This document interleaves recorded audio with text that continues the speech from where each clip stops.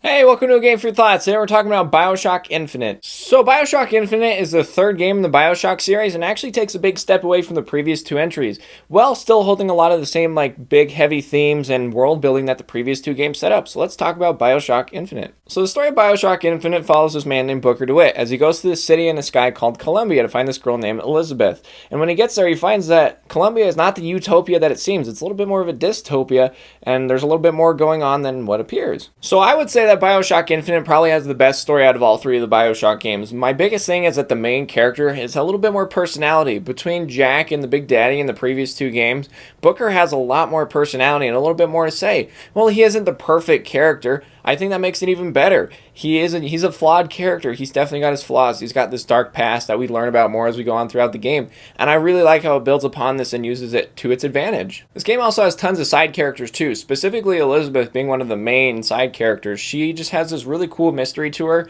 and she has a really interesting character arc, and just from where she starts to the end of the game is very different. And I really love seeing her character evolve and the mystery unravel, figuring out who she is and what she's all about. And I really like that. I love just piecing it together and just learning more about her character, and her specific character moments are really awesome and engaging. And then there's Columbia's godlike figure, Comstock, and he's a really mysterious character, and you figure out more about him as the game goes on.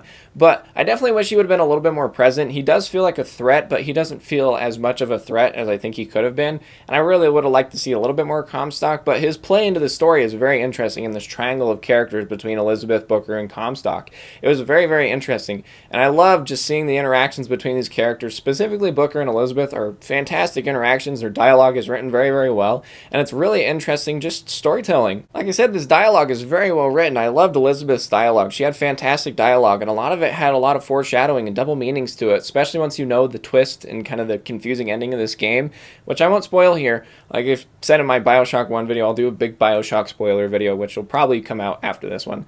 But I feel like Elizabeth's dialogue was so well written, and it played very well into the story, and that was a lot of the dialogue in this game. It comes back into play in the story. It just does a great job of building upon itself and having fantastic dialogue that's both engaging, continues the plot, and builds these characters very, very well. And I think that's exactly what the dialogue in this game needed to do. And this has also helped with the voxophones that you find around the game. They're very, very well written. They build upon the lore of the story and the lore of Columbia itself, just making this world building and the storytelling of Bioshock Infinite very, very solid. I have so much more I want to say about this story, but it definitely fits more into the spoiler territory, so I'll definitely share more of my thoughts in depth with the spoiler talk of Bioshock, so look forward to that. So let's dive into the gameplay. So the gameplay of the previous two Bioshocks definitely held a little bit more of a survival horror, tight, very slow action bullet. You want to hold on to your bullets to make sure you have enough ammo for certain situations.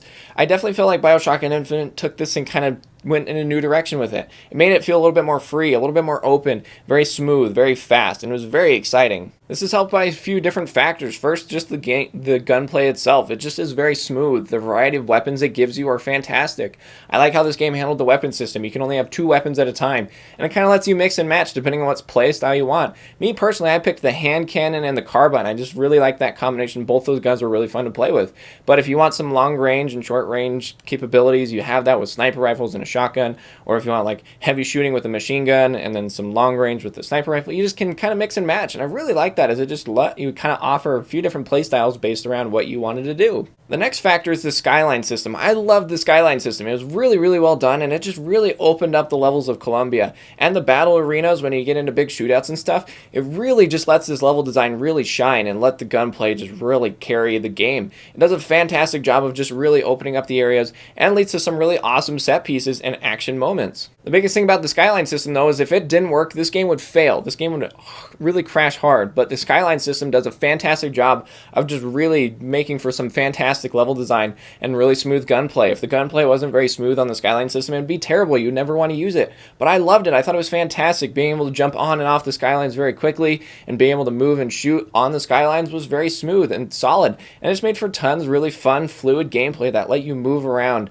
use the arenas to your advantage, use the level design to the player's advantage. And I thought that was fantastic design. Similar to previous Bioshock game, you have plasmids, but here they're not necessarily called plasmids, they're called vigors, and vigors are better than plasmids, I think. Just the variety it offers. There's so many different abilities and moves you can get from these vigors that you couldn't have in plasmids. More just so they expanded upon the system and made it a little bit more exciting, using your vigors to your advantage. More just the variety of vigors it offers. While some abilities are similar and it feels comfortable to use them, they're just the abilities it offers is a lot more advantageous to the gameplay than it was in Bioshock 1 and 2. A few highlights for me personally being the charge and the bucking bronco and the undertow being really great abilities to use throughout the combat. I found myself using them a lot. And a lot of these different vigors even lead to being able to do some combos between different ones. For example, the electric crows. Throw out crows, shoot them with electricity, and you get electric crows. It was really cool to mix and match these vigors and see which ones really work together and which ones you kind of wanted to just use on their own. The vigors were just a really awesome system that just really enhanced the gameplay. All in all, I really enjoyed the gunplay and the gameplay of this game. It just was so fluid and smooth, and the skyline system made for some really exciting and varied gameplay, being able to jump into the skyline and go to a different area, using the level design to its advantage. The vigors were tons of fun. There was a lot of variety and some new abilities made for some really awesome moments and some really intense gameplay. It was all just very engaging, and I had tons of fun playing this game. Beyond the action set pieces or the combat arenas, you have minor exploration to kind of fill your time in between, and some awesome dialogue to go with it. As you're exploring Columbia, you can go off the beaten path and find some really cool rewards, get some plasmids a little bit, or vigors a little bit more early on, and find some really cool voxophones to fill in the lore, or just get some really rad rewards. It just was great to go off the beaten path, as I felt really rewarded as a player to go out of my way and get rewarded for it. It was fantastic. So the graphics of Bioshock Infinite are pretty solid. It does a really great job of taking the bright cityscape of Columbia and just making it look really fantastic. It's very engaging and very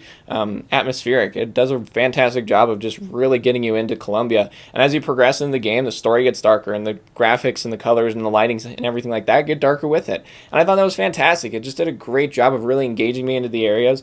And I just loved looking at everything, as it all looked really fantastic. And it helped that I didn't have any technical issues. I played on the PS4 Bioshock Collection, and it just looks and ran fantastic. I had no complaints here. So, in the end, Bioshock Infinite is absolutely worth your time. The story this game tells is fantastic. The characters are very well written. It's super engaging. The dialogue is really well done. It builds the story, builds the world.